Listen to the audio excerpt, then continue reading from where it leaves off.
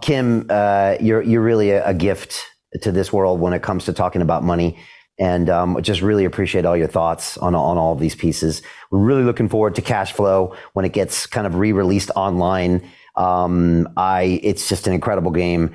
And this financial education, it's just something we have to figure out and we have to solve. Like I said, interesting enough, Yatsu was in the studio and he said it was quote unquote scandalous that we don't teach our children and our people about money. And so I look forward to you guys. I will tell you one last thing that we are working on, Brian, and we'll see how this goes. So in Florida, Governor DeSantis passed legislation that every high school kid must take a financial literacy course. I actually was on that committee helping to do that. And I think there's initiatives. I mean, I'm not getting into politics, but I think we can make a dent. Since Rich Dad brand is pretty well known, I think we can make a dent to really bring financial education to high school and younger students. I'm not sure what form that will take right now, but we are actually about to launch what we're calling the Rich Dad House, which is a townhouse 2 blocks from Capitol Hill. We have some politicians that are interested in bringing financial literacy more to the forefront of the conversation. So we are working on that. We're never going to stop bringing financial literacy to the world. That's what we do. And if we can do it and scale it, to your point, if we can scale it bigger, better. We have a saying in our company that is, the more people we serve, the more effective we become. So we're always looking at how we serve more people, and we'll see if something comes to fruition on Capitol Hill. Wow, I love it. 2 final things I didn't ask you about. One was, we have this Fed Now coming, which might be a CBDC in disguise. I know DeSantis is trying to outlaw it in Florida. I don't know if it's going to happen. And also, I think recently, it looks like some legislation passed or some judges ruled that federal agencies can't interfere with social, like we saw them doing with the Twitter files that were largely ignored by mainstream media and Washington. So that was amazing to see. Just your thoughts on both of those things. They're kind of related, but also very different. Yeah, Fed Now scares me because Fed Now to me is just the precursor to doing a central bank digital currency, which I think would be a disaster. To me, central bank digital currency is all about controlling your behavior. I mean, they're going to know everything you buy. They could say, Kim, you donated to Donald Trump's campaign. Sorry, you don't get that loan. That's maybe an extreme. I'm not sure. The Bank of International Securities, which is like the central bank of all central banks, last week or maybe 2 weeks ago, came out and said they are they will be launching a global CBDC. And I don't know what exactly that means, but I think the CBDC they're talking about, you're not even going to be dealing in money anymore. You're going to be dealing in tokens. So if I want to buy a house, I'm like, I'll just pay cash. No, you can't pay cash because you can't own it unless you have tokens. So there's all these ways of controlling our behavior. If it becomes where who you donate to or what you buy isn't the way you're supposed to buy, or it's not part of the new Green Deal. You're buying gas, not electric cars. And because of that, we're going to ding you on your credit score, whatever it is. It scares the heck out of me. I don't like it at all. I don't like the digital currency at all. And I don't know how we go about making that not happen. But just be aware that they're going to sell it as it's fast, it's convenient, and it's easy. And in the US, I think what they want is everybody to have an account with the Fed. And that's the ultimate control.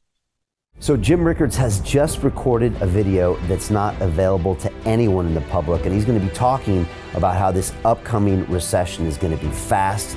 It's going to be bloody. It's going to be nasty. But at the same time, he's going to show you how you can position yourself to profit from all of this chaos. Now, we've made this video only available to our viewers. Go to londonreal.tv/Jim. Watch that immediately. I can't say enough good things about Jim Rickards. He understands the global economic system better than any guest I've ever had on London Real. His predictions are almost uncannily true, and you can learn how to profit from his vision, from his expertise, and his understanding of economics. So go to londonreal.tv/Jim or click the link below.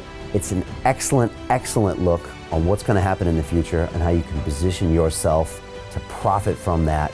Jim is one of the best in the business, one of my favorite guests on London Real, and he's very, very good at predicting the future and showing us all to profit from it. So click the link, and I hope you enjoy. The greedy bankers are about to do it again. In 2008, they crashed our financial system and nearly bankrupted the entire global economy. Then they received trillions of dollars in government bailouts. And after, they demanded fat bonuses paid for by you, the taxpayer. It turns out the banks haven't just been screwing the American taxpayers, they're also screwing over their investors. Turns out the banking industry is the worst place you could put your money, despite enormous taxpayer bailouts. Now the bankers are back to take away your financial freedom. They lie and tell you that cryptocurrency isn't safe. They try to make it illegal for you to choose how to invest your hard-earned money. They lie and say cryptocurrency is used by money launderers and criminals. But look at the record.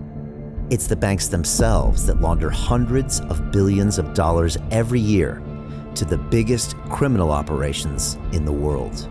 Leaked documents have revealed how some UK banks have helped criminals, money launderers and Russians under sanctions. American authorities discovered that the Sinaloa cartel moved $881 million through HSBC accounts as bank officials turned a blind eye to the illegality. The bankers lie and say cryptocurrency is not a real investment. Meanwhile, the smartest CEOs in the world are buying billions and billions of it. The truth is that banks lie about cryptocurrency because it makes them scared. The banks take $9 trillion per year of your hard-earned money, and they are worried that they will finally be exposed.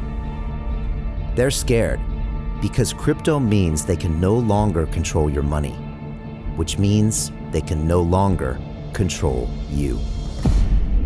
They are scared because you might actually understand your money and intelligently decide what to do with it. Now is the time for us to come together, fight back, and take control.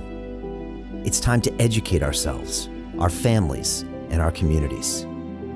Because financial education means financial freedom. We know that cryptocurrencies will help us build the new decentralized financial system of the future.